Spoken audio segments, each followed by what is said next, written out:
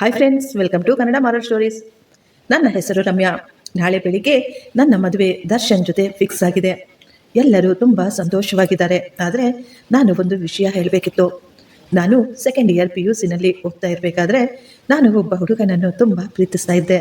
ಅವನ ಜೊತೆ ಮದುವೆ ಮಾಡಿಕೊಂಡು ಸಂತೋಷವಾಗಿ ಇರಬೇಕು ಎಂದು ತುಂಬ ಆಸೆ ಪಟ್ಟಿದ್ದೆ. ಆ ದಿನ ನನ್ನ ಬರ್ತ್ಡೇ ಇತ್ತು. ಬೆಳಿಗ್ಗೆಯೇ ಅಪ್ಪ ಅಮ್ಮನ ಆಶೀರ್ವಾದ ಪಡೆದು ಕಾಲೇಜ್ಗೆ ಹೋಗಲು ರೆಡಿಯಾಗಿದ್ದೆ. ಆದರೆ ಯಾರಿಗೂ ಗೊತ್ತಾಗದೆ ನನ್ನ ಕೆಲವು ಬಟ್ಟೆಗಳು, ಒಡವೆ ಮತ್ತು ಮನೆಯಲ್ಲಿದ್ದ ದುಡ್ಡನ್ನು ಕಾಲೇಜ್ ಬ್ಯಾಗಿನಲ್ಲಿ ಇಟ್ಟುಕೊಂಡು ಅವನ ಜೊತೆ ಓಡಿ ಹೋಗಲು ತೀರ್ಮಾನ ಮಾಡಿದ್ದೆ. ನನ್ನ ಹುಡುಗ ನನಗೆ ಮೊದಲೇ ಒಂದು ಹೊಸ ಫೋನು, ಒಂದು ಹೊಸ ಸಿಮ್ ಕಾರ್ಡ್ ಕೂಡ ಕೊಟ್ಟಿದ್ದ. ನಿನ್ನ ಮೊಬೈಲ್ ತರಬೇಡ ಎಂದು ಅವನು ಎಚ್ಚರಿಸಿದ್ದ. ನಾವಿಬ್ಬರೂ ಮುಂಬೈಗೆ ಹೋಗಿ ಅಲ್ಲೇ ಮದುವೆ ಮಾಡಿಕೊಂಡು ಸುಖವಾಗಿರೋಣ ಅಂದ್ಕೊಂಡಿದ್ವಿ. ನಾನೀಗ ಭದ್ರಾವತಿಯಿಂದ ಬೆಂಗಳೂರಿನಿಂದ ಸೀದಾ ಮುಂಬೈಗೆ ಹೋಗಬೇಕಿತ್ತು. ತುಂಬ ಸಂತೋಷದಿಂದ ರೈಲಿನಲ್ಲಿ ಕುಳಿತಿದ್ದೆ. ಎಲ್ಲವೂ ನಾವಂದುಕೊಂಡಂತೆ ಸರಿಯಾಗಿ ನಡೀತಾ ಇತ್ತು. ಮಧ್ಯ ದಾರಿಯಲ್ಲಿ ನನಗೆ ಸ್ವಲ್ಪ ಗಾಬರಿ ಕೂಡ ಆಗ್ತಾ ಇತ್ತು. ನನಗೆ ಭಯ, ಗಾಬರಿ ಯಾರಿಗೂ ಗೊತ್ತಾಗಬಾರ್ದು ಅಂತ ನಾನು ತುಂಬ ಧೈರ್ಯವಾಗಿ ಸಂತೋಷವಾಗಿ ಇರಲು ಟ್ರೈ ಮಾಡ್ತಿದ್ದೆ. ಆದರೆ ನನ್ನ ಮುಂದೆ ಒಬ್ಬ ಅಂಕಲ್ ಬಂದು ಕುಳಿತಿದ್ರು. ನಾನು ಅವರ ಜೊತೆ ಮಾತನಾಡಿದರೆ ಸಮಯ ಬೇಗ ಕಳೆಯುತ್ತೆ ಎಂದು ಯೋಚಿಸ್ತಾ ಇದ್ದೆ. ನನ್ನ ಹುಡುಗ ನನಗೆ ಮೊದಲೇ ಹೇಳಿದ್ದ, ದಾರಿಯಲ್ಲಿ ಯಾರ ಜೊತೆಯೂ ಹೆಚ್ಚಾಗಿ ಮಾತನಾಡಬೇಡ ಅಂತ. ಆದ್ದರಿಂದ ನಾನು ಮೊದಲು ಸುಮ್ಮನಿದ್ದೆ. ಸ್ವಲ್ಪ ಸಮಯದ ನಂತರ ಅಂಕಲ್ ನನ್ನನ್ನು ನೋಡಿ, ಆರ್ ಯು ಓಕೆ, ಏನಾದರೂ ತೊಂದರೆ ಇದೆಯಾ ಅಂತ ಕೇಳಿದ್ರು. ನಾವಿಬ್ರು ತುಂಬ ಸಮಯ ಮಾತನಾಡ್ತಾ ಕುಳಿತಿದ್ವು. ನನಗೆ ಅನ್ನಿಸ್ತಾ ಇತ್ತು ಅವರು ಒಳ್ಳೆಯವ ರೀತಿ ಕಾಣ್ತಾ ಇದ್ದಾರೆ, ಅವರ ಹತ್ರ ಧೈರ್ಯವಾಗಿ ಮಾತನಾಡಬಹುದು ಅಂತ. ಅಂಕಲ್ ನನ್ನ ಕೇಳಿದ್ರು, ಎಲ್ಲಿಗೆ ಪ್ರಯಾಣ ಬೆಳೆಸಿದ್ದೀರಾ, ಒಬ್ಬರೇ ಹೋಗ್ತಾ ಇದ್ದೀರಾ ಅಂತ. ಹೌದು, ನಾನು ಬೆಂಗಳೂರಿಗೆ ಹೋಗ್ತಾ ಇದ್ದೀನಿ ಅಂತ ಹೇಳಿದೆ. ನೀವು ಎಲ್ಲಿ ಹೋಗ್ತಾ ಇದ್ದೀರಾ ಅಂಕಲ್ ಅಂತ ನಾನು ಕೂಡ ಅವ್ರನ್ನ ಕೇಳಿದೆ. ನಾನು ಕೂಡ ಬೆಂಗಳೂರಿಗೆ ಹೋಗ್ತಿದ್ದೀನಮ್ಮ, ಕೆಲಸದ ಮೇಲೆ ಅಂತ ಅಂಕಲ್ ಹೇಳಿದ್ರು. ನಿಮ್ಮದು ಬೆಂಗಳೂರಾ ಅಥವಾ ಕೆಲಸದ ಮೇಲೆ ಹೋಗ್ತಿದೀಯಾ ಎಂದು ಅವರು ಕೂಡ ನನ್ನನ್ನು ಕೇಳಿದ್ರು. ಇಲ್ಲ, ನಾನು ಬೆಂಗಳೂರಿನಲ್ಲಿ ಇರೋದಿಲ್ಲ, ನನಗೆ ಏನು ಕೆಲಸ ಕೂಡ ಇಲ್ಲ, ನಮ್ಮ ಮನೆ ಕೂಡ ಅಲ್ಲಿ ಇಲ್ಲ. ಅಂಕಲ್ ಈಗ ನನ್ನನ್ನು ಕೇಳಿದ್ರು, ಮತ್ತೆ ನೀನು ಬೆಂಗಳೂರಿಗೆ ಏತಕ್ಕಾಗಿ ಹೋಗ್ತಾ ಇದೀಯಾ ಅಂತ. ಆಗ ನಾನು ನಿಧಾನವಾಗಿ ಹೇಳಿದೆ, ನಾವು ಬೆಂಗಳೂರಿನಲ್ಲಿ ಇಳಿದು ಅಲ್ಲಿಂದ ಬಾಂಬೆಗೆ ಇನ್ನೊಂದು ಟ್ರೈನ್ ಹತ್ತಬೇಕು. ನಂತರ ಜೀವನದಲ್ಲಿ ನನಗೆ ತುಂಬ ಸ್ವಾತಂತ್ರ್ಯ ಸಿಗುತ್ತದೆ. ನಾನು ಅಂದುಕೊಂಡಿದ್ದು ಎಲ್ಲವನ್ನೂ ಮಾಡಬಹುದು, ಹಾಯಾಗಿರಬಹುದು, ಚೆನ್ನಾಗಿ ಎಂಜಾಯ್ ಮಾಡಬಹುದು ಅಂತ. ಅವರು ತುಂಬ ಆಶ್ಚರ್ಯದಿಂದ ಕೇಳಿದರು, ಯಾವ ರೀತಿಯ ಸ್ವಾತಂತ್ರ್ಯ, ಈಗ ನಿನ್ನ ಸ್ವಾತಂತ್ರ್ಯಕ್ಕೆ ಯಾರು ಅಡ್ಡಿ ಇದ್ದಾರೆ ಎಂದು. ಆಗ ನಾನು ನಗ್ತಾನೆ ಹೇಳಿದೆ, ಎಲ್ಲ ಬಂಧಗಳಿಂದ ನನಗೆ ಮುಕ್ತಿ ಸಿಗುತ್ತದೆ, ನನಗೆ ಫ್ರೀಡಮ್ ಸಿಗುತ್ತದೆ. ಎಲ್ಲ ಹುಡುಗಿಯರು ಕೂಡ ಆ ಬಂಧನದಲ್ಲಿ ಸಿಕ್ಕಿ ಹಾಕಿಕೊಂಡಿರ್ತಾರೆ. ಅಂದರೆ ನಿನ್ನ ಮಾತಿನ ಅರ್ಥವೇನು, ನಿನ್ನ ಪ್ರಕಾರ ಸ್ವಾತಂತ್ರ್ಯ ಅಂದರೆ ಏನು ಅಂತ ಅಂಕಲ್ ಕೇಳಿದ್ರು. ಮನೆಯವರು ಹೇಳಿದ ಹಾಗೆ ಕೇಳಿಕೊಂಡು ಬಿದ್ದಿರಬೇಕು, ಅವರು ಹೇಳಿದ ಕಡೆ ಮದುವೆ ಮಾಡ್ಕೋಬೇಕು, ಅವರು ಹೇಳಿದ ಎಲ್ಲ ವಿಷಯಗಳನ್ನು ನಾವು ಮಾಡಬೇಕಾಗುತ್ತದೆ. ಆ ರೀತಿ ಹೇಳುವವರಿಂದ ಇನ್ನು ಸ್ವಲ್ಪ ಹೊತ್ತಿಗೆ ನಾನು ಸ್ವತಂತ್ರವಾಗಿ ಬಿಡುತ್ತೇನೆ. ನಾನು ಮನೆಯಿಂದ ಯಾರಿಗೂ ಗೊತ್ತಿಲ್ಲದೆ ಓಡಿ ಬಂದಿದ್ದೇನೆ ಎಂದು ನಾನು ಹೇಳಿದಾಗ ಅವರು ನನ್ನನ್ನು ನೋಡಿ ತುಂಬ ಆಶ್ಚರ್ಯದಿಂದ ಕೇಳಿದರು, ಒಂಟಿಯಾಗಿ ಓಡಿ ಹೋಗ್ತಾ ಇದೆಯಾ, ನಿನ್ನ ಜೊತೆ ಯಾರೂ ಕಾಣಿಸ್ತಾ ಇಲ್ವಲ್ಲ ಅಂತ. ಆಗ ನಾನು ನಗ್ತಾ ಹೇಳಿದೆ, ಇಲ್ಲ ಅಂಕಲ್, ನಾನು ಒಂಟಿಯಾಗಿ ಹೋಗ್ತಾ ಇಲ್ಲ. ನನ್ನ ಹುಡುಗ ಅವನು ನನಗಾಗಿ ಬಾಂಬೆಯಲ್ಲಿ ಮೊದಲೇ ಹೋಗಿ ಕಾಯ್ತಾ ಇದ್ದಾನೆ. ನಾನು ಅಲ್ಲಿ ಹೋಗಿ ಇಳಿದ ನಂತರ ಇಬ್ಬರು ಮೀಟ್ ಮಾಡುತ್ತೇವೆ. ನಂತರ ನಾವು ಇನ್ನು ಯಾರ ಕೈಗೂ ಸಿಗೋದಿಲ್ಲ ಅಂತ. ಅವರು ತುಂಬ ಆಶ್ಚರ್ಯವಾಗಿ ನನ್ನನ್ನು ಕೇಳಿದ್ರು, ಆ ಹುಡುಗ ಯಾರು ಎಂದು. ಆಗ ನಾನು ಸ್ವಲ್ಪ ಯೋಚಿಸತೊಡಗಿದೆ. ನಾನು ಇವರಿಗೆ ಅವನ ವಿಷಯ ಹೇಳಬಾರ್ದು ಅಂದುಕೊಂಡಿದ್ದೆ. ನಗುತ್ತಾ, ಆ ವಿಷಯ ನಿಮ್ಗೆ ಯಾಕೆ ಹೇಳಬೇಕು, ನಾನು ಆ ವಿಷಯವನ್ನು ಯಾರಿಗೂ ಹೇಳೋದಿಲ್ಲ. ನಾನು ಯಾರ ಜೊತೆ ಹೋದರೆ ನಿಮಗೇನಾಗಬೇಕು, ನಿಮಗೆ ಅವರ ವಿಷಯ ಬೇಕಾಗಿಲ್ಲ, ನೀವು ನನ್ನ ಬಗ್ಗೆ ಮಾತನಾಡಿ ಸಾಕು ಅಂತ ಹೇಳಿದೆ. ಅವರಿಗೇನು ಅರ್ಥ ಆಯಿತೋ ಏನೋ ನನಗೆ ಗೊತ್ತಿಲ್ಲ. ಅವರು ನಿಧಾನವಾಗಿ ನಗುತ್ತಾ, ನಿನ್ನ ಹೆಸರೇನು ಅಂತ ಕೇಳಿದ್ರು. ನಾನು ತುಂಬ ಸಂತೋಷವಾಗಿ ನಗುತ್ತಾ, ನನ್ನ ಹೆಸರು ರಮ್ಯಾ, PUC ಓದ್ತಾ ಇದ್ದೀನಿ, ಈ ದಿನ ನನ್ನ ಬರ್ತ್ಡೇ, ಚಾಕ್ಲೇಟ್ ತೆಗೆದುಕೊಳ್ಳಿ ಎಂದು ಅವರಿಗೆ ಒಂದು ಚಾಕ್ಲೇಟ್ ಕೂಡ ಕೊಟ್ಟೆ. ಅವರು ಚಾಕ್ಲೇಟ್ ತೆಗೆದುಕೊಂಡು happy birthday, god bless you ಅಂತ ಹೇಳಿದರು. ಈಗ ನಿನ್ನ ವಯಸ್ಸು ಎಷ್ಟಮ್ಮ ಅಂತ ಕೇಳಿದ್ರು. ನಾನಂದೆ, ಈಗ ನನಗೆ 18 ವರ್ಷ ತುಂಬಿದೆ. ಅವರು ನಗುತ್ತಾ, ಈಗ ನೀನು ಮೇಜರ್ ಆಗಿದೆಯಾ, ಓಡಿ ಹೋಗಿ ಮದುವೆ ಮಾಡಿಕೊಳ್ಳುವ ವಯಸ್ಸು ಈಗ ನಿನಗೆ ಬಂದಿದೆ, ಅದಕ್ಕೇನೆ ಈ ಪ್ಲಾನು ಅಂತ. ಅವರ ಮಾತುಗಳಿಗೆ ನಾನು ತುಂಬ ಹೆಮ್ಮೆ ಪಡ್ತಾ ಕುಳಿತಿದ್ದೆ. ಈಗ ನಾವಿಬ್ಬರು ತುಂಬ ದೂರ ಪ್ರಯಾಣಿಸಿದ್ವಿ. ನಾವಿಬ್ಬರು ಈಗ ತುಂಬ ಸ್ನೇಹದಿಂದ ಮಾತನಾಡ್ಕೊಳ್ತಾ ಇದ್ವಿ. ಆಗ ನಾನು ಕೇಳಿದೆ, ಅಂಕಲ್ ನಿಮ್ಮ ವಯಸ್ಸೆಷ್ಟು ಅಂತ. ಅವರು ಕೂಡ ಹೇಳಿದ್ರು, ನನಗೀಗ 30 ವರ್ಷ. ಆಗ ನಾನು ಹೇಳಿದೆ, ನೀವು ನನಗಿಂತ 12 ವರ್ಷ ದೊಡ್ಡವರು. ಅಂಕಲ್ ನನ್ನನ್ನು ಕೇಳಿದ್ರು, ಇಷ್ಟೊಂದು ಸೀರಿಯಸ್ ಸಿಚುವೇಶನಲ್ಲಿ ಕೂಡ ನಿನ್ನ ಮುಖದಲ್ಲಿ ಸ್ವಲ್ಪ ಕೂಡ ಟೆನ್ಷನ್ ಕಾಣ್ತಾ ಇಲ್ವಲ್ಲ, ನಿನಗೆ ಸ್ವಲ್ಪ ಕೂಡ ಭಯ ಆಗ್ತಾ ಇಲ್ವಾ, ಇಷ್ಟೊಂದು ಕೂಲಾಗಿ ನಗನಗ್ತಾ ಕಾಣಿಸ್ತಾ ಇದೆಯಾ ಅಂತ. ಆಗ ನಾನು ಅಂಕಲ್ಗೆ ನಗತಾನೆ ಹೇಳಿದೆ, ನನ್ನ ಹುಡುಗ ನನಗೆ ಮೊದಲೇ ಹೇಳ್ಕೊಟ್ಟಿದ್ದಾನೆ, ಮನೆಯಿಂದ ಹೊರಗಡೆ ಬರುವಾಗ ಟೆನ್ಷನ್ ಪಡಬಾರ್ದು, ಮನೆಯವರನ್ನ ನೆನಪಿಸ್ಕೊಳ್ಬಾರ್ದು, ಯಾವುದೇ ಕಾರಣಕ್ಕೂ ದುಃಖ ಪಡಬಾರ್ದು ಅಂತ. ಕೇವಲ ನಮ್ಮಿಬ್ಬರನ್ನು ಮಾತ್ರ ನೆನಪಿಸ್ಕೊಳ್ಬೇಕು, ನಮ್ಮಿಬ್ಬರ ಮಧ್ಯೆ ಇರುವ ಪ್ರೀತಿಯ ನೆನಪುಗಳನ್ನು ಮಾತ್ರ ನೆನಪಿಸ್ಕೊಂಡು ನೀನು ಸಂತೋಷವಾಗಿ ನಗನಗ್ತಾ ಬರಬೇಕು ಅಂತ. ಆದರೆ ಯಾರಿಗೂ ಗೊತ್ತಿಲ್ಲ, ನನಗೆ ಕೂಡ ಒಳಗೊಳಗೆ ತುಂಬ ಭಯವಾಗ್ತಿದೆ ಅಂತ. ಅದಕ್ಕಾಗಿಯೇ ನಾನು ಇವರ ಜೊತೆ ಮಾತನಾಡುತ್ತಾ ಕುಳಿತಿರೋದು ಅಂತ ಹೇಳಿ ಅಂಕಲ್ ನಗುತ್ತಾ ಕೇಳಿದ್ರು, ನಿನ್ನ ಹುಡುಗ ನನ್ನಂತಹ ಅಪರಿಚಿತನೊಂದಿಗೆ ಮಾತನಾಡಬೇಡ ಅಂತ ನಿನಗೆ ಹೇಳ್ಕೊಟ್ಟಿಲ್ವಾ ಅಂತ ಹೇಳಿ. ಆ ಮಾತಿಗೆ ನಾವಿಬ್ರು ಜೋರಾಗಿ ನಗುತ್ತಾ, ಬಹುಶಃ ನನ್ನ ಹುಡುಗ ಆ ಮಾತನ್ನು ಹೇಳಲು ಮರ್ತೋಗಿದ್ದಾನೆ ಅಂಕಲ್ ಅಂದೆ. ನಾವಿಬ್ಬರು ಈಗ ಬೇಲ್ಪುರಿ ತಿನ್ನುತ್ತಾ ಮಾತನಾಡ್ತಾ ಇದ್ವಿ. ಆಗ ಅಂಕಲ್ ಹೇಳಿದ್ರು, ನಿನ್ನ ಹುಡುಗ ತುಂಬಾ ಬುದ್ಧಿವಂತ ಇರಬೇಕು, ಅವನು ನಿನಗಾಗಿ ಟಿಕೆಟ್ಗಳನ್ನು ತೆಗೆದುಕೊಟ್ಟಿದ್ದಾನೆ, ಒಂಟಿಯಾಗಿ ಅಷ್ಟು ದೂರ ಅವನನ್ನು ಹುಡುಕೊಂಡು ಹೋಗ್ತಾ ಇದೀಯಾ ಅಂದರೆ ಅವನು ನಿನಗೆ ಒಳ್ಳೆಯ ಧೈರ್ಯವನ್ನು ಕೂಡ ಕೊಟ್ಟಿದ್ದಾನೆ, ವೆರಿ ಗುಡ್ ಅಂತ. ಅಂಕಲ್ ನಿಮ್ಮ ಬಗ್ಗೆ ಹೇಳಿ, ನಿಮಗೆ ಮದುವೆ ಆಗಿದೆಯಾ, ಎಷ್ಟು ಮಕ್ಕಳು ಅಂತ ಕೇಳಿದಾಗ ಅವರು ಕೂಡ ತಮ್ಮ ವಿಷಯ ಹೇಳಿದರು. ಆ ಮಾತುಗಳು ನನ್ನ ಜೀವನವನ್ನೇ ಬದಲಾಯಿಸಿಬಿಟ್ಟಿದ್ವು. ನನಗೆ ಮದುವೆಯಾಗಿ 8 ವರ್ಷವಾಯಿತು, ನನಗೆ ಒಂದು ಹೆಣ್ಣು ಮಗು ಮತ್ತು ಒಂದು ಗಂಡು ಮಗು ಕೂಡ ಇದ್ದಾರೆ ಅಂತ ಫೋನಿನಲ್ಲಿ ಇದ್ದ ಅವರ ಫೋಟೋಗಳನ್ನು ಕೂಡ ತೋರಿಸಿದರು. ಆ ಫೋಟೋಗಳನ್ನು ನೋಡಿ ನನಗೆ ತುಂಬ ಸಂತೋಷ ಆಯಿತು. ಸೋ ಕ್ಯೂಟ್, ಎಷ್ಟು ಮುದ್ದಾಗಿದ್ದಾರೆ ನಿಮ್ಮ ಮಕ್ಕಳು ಎಂದು ಹೇಳಿದೆ ನಾನು. ಮದುವೆಯಾದ ನಂತರ ದುಡ್ಡು ಸಂಪಾದನೆ ಮಾಡಬೇಕು, ನನ್ನ ಹೆಂಡತಿನ ಚೆನ್ನಾಗಿ ನೋಡ್ಕೋಬೇಕು ಅಂತ ನಾನು ಸೌದಿಗೆ ಹೊರಟೋಗಿದ್ದೆ. ಯಾವಾಗ ನನ್ನ ಮಗಳು ಹುಟ್ಟಿದ್ಲೋ ಆಗಲೇ ನಾನು ನನ್ನ ಮಗಳಿಗಾಗಿ ವಾಪಸ್ ಬಂದು ಬಿಟ್ಟಿದ್ದೆ. ಮಗುವನ್ನು ಎತ್ತಿಕೊಂಡಾಗ ಈ ಪೂರ್ತಿ ಪ್ರಪಂಚ ನನ್ನ ಕೈಯಲ್ಲೇ ಇದೆ ಎಂದು ನನಗನ್ನಿಸ್ತಾ ಇತ್ತು. ನನ್ನ ಹೆಂಡತಿ ಡೆಲಿವರಿಗಾಗಿ ನಾನು ರಜದ ಮೇಲೆ ಇಂಡಿಯಾಗೆ ಬಂದಿದ್ದೆ. ಒಮ್ಮೆ ನನ್ನ ಮಗುವನ್ನು ನೋಡಿದ ನಂತರ ನಾನು ವಾಪಸ್ ಹೋಗಲೇ ಇಲ್ಲ.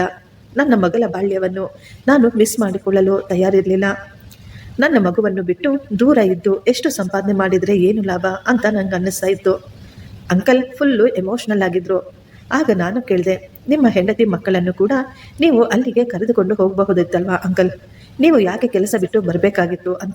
ಅದಕ್ಕೆ ಅವರು ಹೇಳಿದ್ರು, ಹೌದು ಆ ಕೆಲಸವನ್ನು ನಾನು ಮಾಡಬಹುದಾಗಿತ್ತು, ಆದರೆ ನನ್ನ ಮಗು ಎಲ್ಲರ ಜೊತೆಯಲ್ಲೂ ಸಂತೋಷವಾಗಿ ಬೆರಿಬೇಕು ಅಂತ ನಾನು ಅಂದ್ಕೊಂಡಿದ್ದೆ. ನಾನು ನನ್ನ ಸಣ್ಣ ಮಗುವನ್ನು ಎಲ್ಲರಿಂದ ದೂರ ಮಾಡಿ ಅಷ್ಟು ದೂರ ತೆಗೆದುಕೊಂಡು ಹೋಗಲು ಇಷ್ಟಪಡಲಿಲ್ಲ. ನನ್ನ ದೇಶದಲ್ಲಿ ನನ್ನ ಜನರ ಮಧ್ಯೆ ಪ್ರೀತಿ ವಾತ್ಸಲ್ಯದಿಂದ ನನ್ನ ಮಗು ಬೆಳಿಬೇಕು ಅನ್ನೋದೇ ನನ್ನ ಆಸೆ. ಅದಕ್ಕಾಗಿಯೇ ನಾನು ನನ್ನ ಕುಟುಂಬವನ್ನು ಆಯ್ಕೆ ಮಾಡಿಕೊಂಡಿದ್ದೆ. ಈಗ ಸ್ವಲ್ಪ ಸಮಯ ನಮ್ಮಿಬ್ಬರ ಮಧ್ಯೆ ಮೌನ ಆವರಿಸಿತ್ತು. ನಂತರ ನಾನೇ ಕೇಳಿದೆ, ಅಂಕಲ್ ನಿಮ್ಮದು ಲವ್ ಮ್ಯಾರೇಜಾ ಅಥವಾ ಅರೇಂಜ್ ಮ್ಯಾರೇಜಾ ಅಂತ. ಅವರು ನಗುತ್ತಾನೆ ಹೇಳಿದ್ರು, ಹೌದಮ್ಮ ನಮ್ಮದು ಲವ್ ಮ್ಯಾರೇಜ್ ಅಂತೇಳಿ. ನಾನು ತುಂಬ ಉತ್ಸಾಹವಾಗಿ ಕೇಳಿದೆ, ನೀವು ಕೂಡ ನಮ್ಮ ಥರನೇ ಮನೆ ಬಿಟ್ಟು ಓಡಿ ಹೋಗಿ ಮದುವೆ ಮಾಡ್ಕೊಂಡ್ರಾ ಅಂತ. ಅವರು ನಿಧಾನವಾಗಿ ನಗ್ತಾ ಹೇಳಿದ್ರು, ಇಲ್ಲ ಇಲ್ಲ, ನಾನು ನಿಮ್ಮ ಥರ ಓಡಿ ಹೋಗಿ ಮದುವೆ ಮಾಡ್ಕೊಂಡಿಲ್ಲ. ನಮ್ಮ ಪ್ರೀತಿಯನ್ನು ಅವರ ತಂದೆ ತಾಯಿ ಒಪ್ಕೊಂಡಿರಲಿಲ್ಲ. ಕಾರಣಗಳು ಅವರಿಗೆ 108 ಇದ್ವು. ನನ್ನ ಹೆಂಡತಿಯ ಹೆಸರು ಸೌಂದರ್ಯ. ನಾವಿಬ್ಬರು ತುಂಬ ಪ್ರೀತಿಸ್ತಾ ಇದ್ವಿ. ಸೌಂದರ್ಯ ನನಗೆ ಎಷ್ಟೋ ಬಾರಿ ಹೇಳಿದ್ಲು, ನಾವಿಬ್ಬರು ಓಡಿ ಹೋಗಿ ಮದುವೆ ಮಾಡ್ಕೊಳ್ಳೋಣ ಅಂತ. ಮನೆಯವರು ನಮ್ಮ ಮದುವೆಗೆ ಒಪ್ಪಿಕೊಳ್ಳೋದಿಲ್ಲ ಅಂತ ಹೇಳ್ತಾ ಇದ್ಲು. ಆದರೆ ನಾನು ಬೇಡ ಬೇಡ ಅಂತಿದ್ದೆ. ಓಡಿ ಹೋಗಿ ಮದುವೆ ಆಗಲು ನನಗೆ ಸ್ವಲ್ಪ ಕೂಡ ಇಷ್ಟ ಇರಲಿಲ್ಲ. ಪಾಪ ಸೌಂದರ್ಯ ತುಂಬ ಬೇಜಾರು ಮಾಡಿಕೊಂಡು ಕೇಳ್ತಾ ಇದ್ಲು.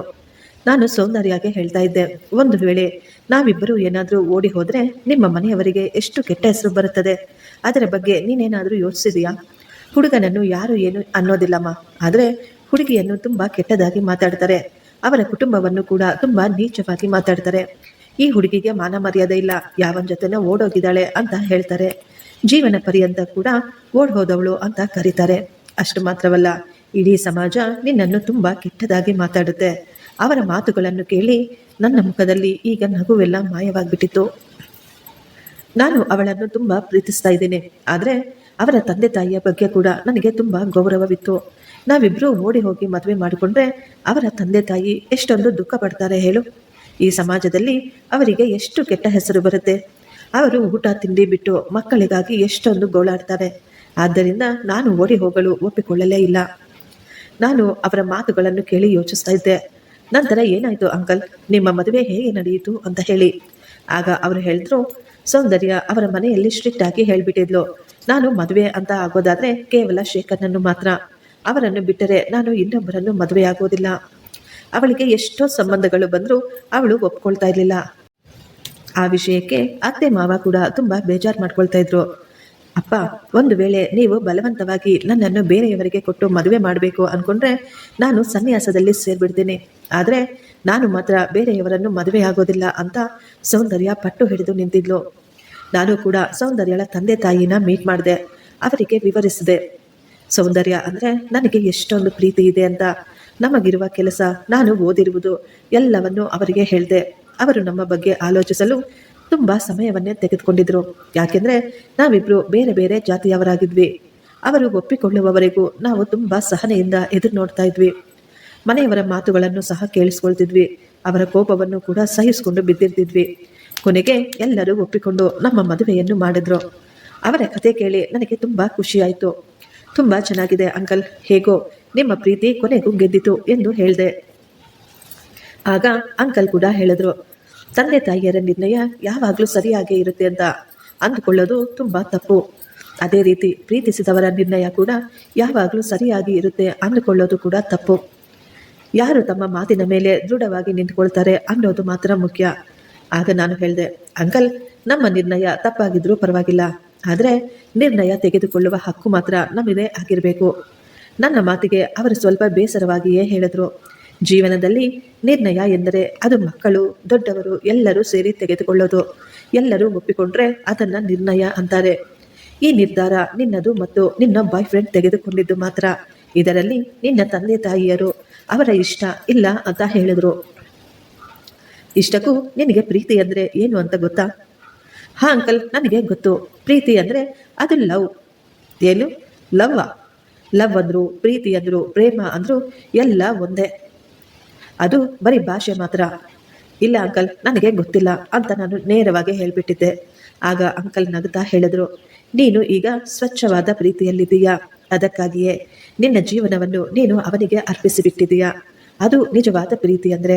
ನೀನು ಲೆಕ್ಕಾಚಾರ ಮಾಡ್ತಾ ಇಲ್ಲ, ಮುಂದೆ ಏನು ಅಂತ ಯೋಚಿಸ್ತಾ ಇಲ್ಲ. ಅದು ನಿನ್ನ ಸ್ವಚ್ಛವಾದ ಪ್ರೀತಿ. ನಿನ್ನ ಮನಸ್ಸು ತುಂಬ ಸ್ವಚ್ಛವಾಗಿದೆ. ಆದರೆ ನಿನ್ನ ಹುಡುಗನದ್ದು ನಿಜವಾದ ಪ್ರೀತಿಯಲ್ಲ ಬಿಡು. ಅವನು ತುಂಬ ನೀಟಾಗಿ ಪ್ಲಾನ್ ಮಾಡಿದ್ದಾನೆ. ಅಂಕಲ್ ಮಾತು ಕೇಳಿ ನನಗೆ ಶಾಕ್ ಆಗಿತ್ತು. ಏನು, ನನ್ನ ಹುಡುಗನ ಪ್ರೀತಿ ನಿಜ ಅಲ್ವಾ ಅಂತ. ನಿನ್ನನ್ನು ಒಂಟಿಯಾಗಿ ಅಷ್ಟು ದೂರ 2-3 ಟ್ರೈನ್ಗಳನ್ನು ಬದಲಾಯಿಸಿ ಬರಲು ಹೇಳಿದ್ದಾನೆ. ಅವನು ನಿನ್ನ ಫೋನನ್ನು, ನಿನ್ನ ಸಿಮ್ ಕಾರ್ಡನ್ನು ಕೂಡ ಮನೆಯಲ್ಲಿಯೇ ಬಿಟ್ಟು ಬರಲು ಹೇಳಿದ್ದಾನೆ. ನಿನಗಾಗಿ ಹೊಸ ಫೋನ್ ಕೂಡ ಕೊಡಿಸಿರಬಹುದು. ಇದೆಲ್ಲ ಪ್ರೀತಿಯಲ್ಲಮ್ಮ, ಇದೆಲ್ಲ ಕೇವಲ ಲೆಕ್ಕಾಚಾರವಷ್ಟೇ. ಪ್ರಪಂಚದಲ್ಲಿ ಎಲ್ಲರೂ ನೆನೆಸಿಕೊಳ್ಳುವ ದೊಡ್ಡ ದೊಡ್ಡ ಪ್ರೇಮಿಗಳು ತುಂಬ ಕಷ್ಟಪಟ್ಟವರೇ ಇದ್ದಾರೆ. ಅವರ್ಯಾರೂ ಲೆಕ್ಕಾಚಾರ ಹಾಕಿ ಪ್ರೀತಿ ಮಾಡಿದವರೇ ಅಲ್ಲ. ನಿನ್ನ ಹುಡುಗನ ರೀತಿ ಲೆಕ್ಕಾಚಾರ ಮಾಡುವುದಿಲ್ಲ. ಪ್ರೀತಿ ಅಂದರೆ ಅದು ತ್ಯಾಗ. ಪ್ರೀತಿ ಅಂದರೆ ಅದು ತನ್ನವರ ಸಂತೋಷ, ಅವರ ಸುರಕ್ಷತೆಯನ್ನು ಬಯಸುತ್ತದೆ. ಅವನು ನಿನ್ನನ್ನು ನಿಜವಾಗ್ಲೂ ಪ್ರೀತಿಸಿದ್ರೆ ನಿನ್ನನ್ನು ಒಂಟಿಯಾಗಿ ಮನೆಯಿಂದ ಓಡಿ ಬರಲು ಹೇಳ್ತಾ ಇರಲಿಲ್ಲ. ಅವನು ನಿನ್ನ ಮನೆಗೆ ಬಂದು ಒಮ್ಮೆಯಾದರೂ ನಿನ್ನ ತಂದೆ ತಾಯಿಯ ಬಳಿ ಮಾತನಾಡ್ತಿದ್ದ. ಯಾರು ಒಪ್ಪಿಕೊಳ್ಳದೆ ಇದ್ರೆ ನಿನ್ನನ್ನು ಆ ಮನೆಯ ಬಳಿಯಿಂದ ಕೈ ಹಿಡಿದು ಕರೆದುಕೊಂಡು ಹೋಗಬೇಕಾಗಿತ್ತು. ಆ ಹುಡುಗ ನಿನ್ನ ಭವಿಷ್ಯದ ಬಗ್ಗೆ ಒಂದು ಚೂರು ಕೂಡ ಯೋಚಿಸ್ತಾ ಇಲ್ಲ. ಅವರ ಮಾತುಗಳನ್ನು ಕೇಳಿ ನಾನು ಮೌನವಾಗಿ ಕುಳಿತಿದ್ದೆ. ನನ್ನ ಮುಖದಲ್ಲಿ ಇದ್ದ ನಗು ಪೂರ್ತಿಯಾಗಿ ಮಾಯವಾಗ್ಬಿಟ್ಟಿತ್ತು. ಅವರು ಹೇಳಿದರು, ನಿನ್ನ ತಂದೆ ತಾಯಿ ನಿನ್ನನ್ನು ಎಷ್ಟು ಪ್ರೀತಿಸ್ತಾರೋ ನಿನಗೆ ಗೊತ್ತಾ? ನೀನು ಮನೆಯಿಂದ ಓಡಿ ಹೋಗ್ಬಿಟ್ಟಿದೀಯಾ ಅಂತ ತಿಳಿದ್ರೆ ಅವರು ಆಗಲೇ ಅರ್ಧ ಸತ್ತು ಹೋಗ್ತಾರೆ.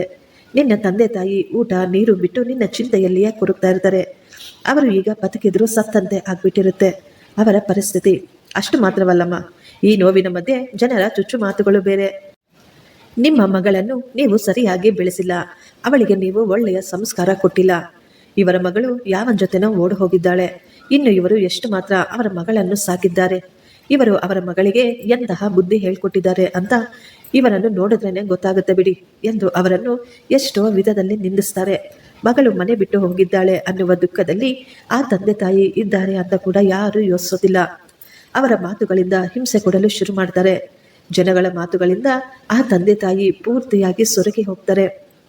ನಾವು ಮುದ್ದಾಗಿ ಸಾಕಿದ ನಮ್ಮ ಮಗಳು ಹೋದ ನಂತರ ನಾವು ಹೇಗೆ ಬದುಕಬೇಕು ಎಂದು ಆ ತಂದೆ ತಾಯಿಗೆ ಅರ್ಥ ಆಗೋದಿಲ್ಲ. ಇಷ್ಟು ವರ್ಷಗಳು ಎಷ್ಟೋ ಪ್ರೀತಿ ವಾತ್ಸಲ್ಯದಿಂದ ಬೆಳೆಸಿಕೊಂಡಿದ್ದ ಅವರ ಮಗಳು ಈಗ ವಯಸ್ಸಿಗೆ ಬಂದ ತಕ್ಷಣ ಒಮ್ಮೆ ಕೂಡ ತಂದೆ ತಾಯಿಯ ಬಗ್ಗೆ ಆಲೋಚಿಸದೆ ಹೊರಟು ಹೋದರೆ ಅವರ ದುಃಖ ಹೇಳತಿರದ್ದಾಗಿರುತ್ತೆ. ಆದರೆ ನಿನ್ನ ಹುಡುಗ, ಅವನಿಗೆ ಏನಾಗಬೇಕು ಇದರಿಂದ? ಅವನಿಗೆ ಏನು ನಷ್ಟವಿಲ್ಲ, ಅವನಿಗೆ ಏನು ಅನ್ನಿಸೋದಿಲ್ಲ ಕೂಡ. ಇಷ್ಟಕ್ಕೂ ಈಗ ನಿನಗೆ ಕೆಲಸವಿಲ್ಲ, ಅವನಿಗೂ ಕೂಡ ಕೆಲಸ ಇರೋದಿಲ್ಲ. ನೀವಿಬ್ರು ಇನ್ನು ಕಾಲೇಜಿನಲ್ಲಿ ಓದ್ತಾ ಇರಬಹುದೇನೋ. ಈಗ ನೀನು ಮನೆಯಿಂದ ತೆಗೆದುಕೊಂಡು ಹೋಗಿರುವಂತಹ ದುಡ್ಡು, ಒಡವೆಗಳು ಇವುಗಳನ್ನು ಇಟ್ಟುಕೊಂಡು ಸ್ವಲ್ಪ ದಿನ ನೀವು ಆರಾಮವಾಗಿ ಇರಬಹುದು. ನಂತರ ನಿಮ್ಮ ಪರಿಸ್ಥಿತಿ ಏನು ಒಮ್ಮೆಯಾದರೂ ಯೋಚಿಸಿದೆಯಾ? ಓದಬೇಕಾದ ಸಮಯದಲ್ಲಿ ಸರಿಯಾಗಿ ಓದ್ದೆ ಪ್ರೀತಿ ಪ್ರೇಮ ಎಂದು ಓಡಾಡಿದ್ದಕ್ಕೆ ಮುಂದೆ ನಿಮಗೆ ಎಲ್ಲೂ ಒಳ್ಳೆಯ ಕೆಲಸ ಕೂಡ ಸಿಗೋದಿಲ್ಲ. ನಿಮ್ಮ ಬಳಿ ತಿನ್ನಲು ಸಹ ದುಡ್ಡಿಲ್ಲದೆ ನೀವು ತುಂಬ ಕಷ್ಟಪಡಬೇಕಾಗಿ ಬರಬಹುದು. ಆಗ ಈ ಪರಿಸ್ಥಿತಿಗೆ ಕಾರಣ ನೀನು ಎಂದು ಒಬ್ಬರಿಗೊಬ್ಬರು ಗಲಾಟೆ ಮಾಡ್ಕೊಳ್ತೀರಾ. ಕೇವಲ 6 ತಿಂಗಳಲ್ಲೇ ನಿಮ್ಮಿಬ್ಬರ ಮಧ್ಯೆ ಗಲಾಟೆಗಳು ಶುರುವಾಗ್ತವೆ. ಆಗ ನಿನ್ನ ಆ ಹುಡುಗ ಹೇಳ್ತಾನೆ, ನೀನು ಏನು ಮಾತಾಡಬೇಡ, ಬಾಯಿ ಮುಚ್ಕೊಂಡಿರು, ಮನೆಯಿಂದ ಓಡಿ ಬಂದವಳು ನೀನು. ಆದರೂ ನಿನ್ನ ತಂದೆ ತಾಯಿಯರು ಎಷ್ಟೋ ಪ್ರೀತಿಯಿಂದ ನಿನ್ನನ್ನು ಹೆತ್ತು ಹೊತ್ತು ಸಾಕಿ ನೋಡ್ಕೊಳ್ತಾ ಇರಬೇಕಾದ್ರೆ ಅಂತಹವರನ್ನು ಮೋಸ ಮಾಡಿ ನನಗಾಗಿ ಓಡಿ ಬಂದ್ಬಿಟ್ಟೆ ನೀನು.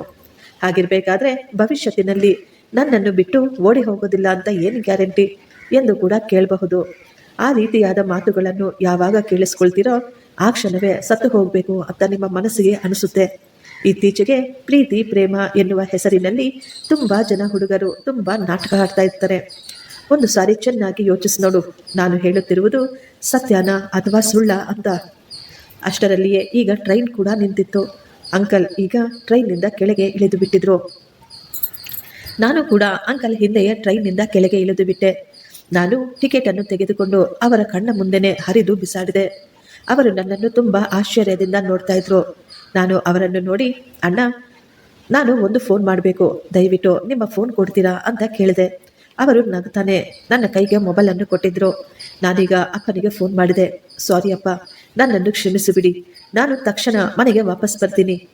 ಆ ಕಡೆಯಿಂದ ನನ್ನ ತಂದೆ ತಾಯಿ ಕೂಡ ಅಳ್ತಾ, ಮಗು ಹುಷಾರಾಗಿ ಬಾಮ್ಮ ಅಂತ ಹೇಳ್ತಾ ಇದ್ರು.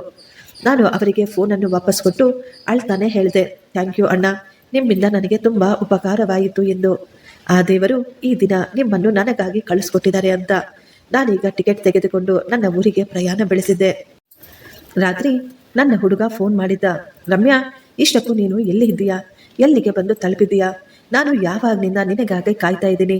ನಿನ್ನ ಟ್ರೈನ್ ಕೂಡ ಬಂದಿದೆ, ನೀನೆಲ್ಲೂ ಕಾಣಿಸ್ತಾ ಇಲ್ವಲ್ಲ ಅಂತ ಹೇಳಿ. ನಾನು ಹೇಳಿದೆ, ರವಿ, ನೀನು ನಮ್ಮ ಮನೆಯಲ್ಲಿ ಬಂದು ಮಾತನಾಡಿ ಅವರನ್ನು ಒಪ್ಪಿಸು, ನನ್ನ ಮದುವೆ ಮಾಡ್ಕೊ, ನಾನು ಓಡಿ ಬರೋದಿಲ್ಲ ಅಂತ ಹೇಳಿದೆ. ಎಷ್ಟು ದಿನ ಆದರೂ ರವಿ ವಾಪಸ್ ಬರಲೇ ಇಲ್ಲ. ನಂತರ ಅವನು ಫೋನ್ ಕೂಡ ಮಾಡಲಿಲ್ಲ. ತುಂಬ ದಿನಗಳಿಗೆ ನನಗೆ ಕಾಲೇಜಿನಲ್ಲಿ ಒಂದು ಸತ್ಯ ಗೊತ್ತಾಯಿತು. ಅದೇನೆಂದರೆ ಅವನೊಬ್ಬ ದೊಡ್ಡ ಮೋಸಗಾರ ಅಂತ. ರವಿ ತುಂಬ ಜನ ಹುಡುಗಿಯರನ್ನು ಪ್ರೀತಿ ಮಾಡಿ ಅವರನ್ನು ಮುಂಬೈಗೆ ಕರೆದುಕೊಂಡು ಹೋಗಿ ದುಡ್ಡು ಮುಗಿಯುವವರೆಗೂ ಅವರ ಜೊತೆ ಎಂಜಾಯ್ ಮಾಡ್ತಾನೆ. ನಂತರ ಅಲ್ಲೇ ಅವರನ್ನು ಮಾರಾಟ ಮಾಡ್ತಾನೆ ಅಂತ. ಅವನ ಮೋಸದ ಜಾಲದಿಂದ ಆ ದೇವರ ದಯೆಯಿಂದ ನಾನು ತಪ್ಪಿಸಿಕೊಂಡೆ. ನಾನು ನನ್ನ ವಿದ್ಯಾಭ್ಯಾಸವನ್ನು ಪೂರ್ತಿ ಮಾಡಿಕೊಂಡಿದ್ದೆ. ಈಗ ನನ್ನ ಕಾಲ ಮೇಲೆ ನಾನು ನಿಂತ್ಕೊಂಡಿದ್ದೀನಿ. ಎಲ್ಲರ ಒಪ್ಪಿಗೆಯ ಮೇಲೆ ಈಗ ನನ್ನ ಮದುವೆ ಕೂಡ ಮಾಡ್ಕೊಳ್ತಾ ಇದ್ದೀನಿ. ಮುಂದೆ ನನ್ನ ಜೀವನ ಚೆನ್ನಾಗಿರಲಿ ಅಂತ ನೀವೆಲ್ಲರೂ ನನ್ನನ್ನು ಆಶೀರ್ವದಿಸಿ. ಫ್ರೆಂಡ್ಸ್, ಈ ಸ್ಟೋರಿ ನಿಮಗಿಷ್ಟವಾಗಿದ್ದರೆ ಒಂದು ಲೈಕ್ ಮಾಡಿ ಮತ್ತು ನಮ್ಮ ಚಾನಲನ್ನು ಸಬ್ಸ್ಕ್ರೈಬ್ ಮಾಡಿಕೊಳ್ಳಿ. ಥ್ಯಾಂಕ್ ಯು, ಧನ್ಯವಾದಗಳು.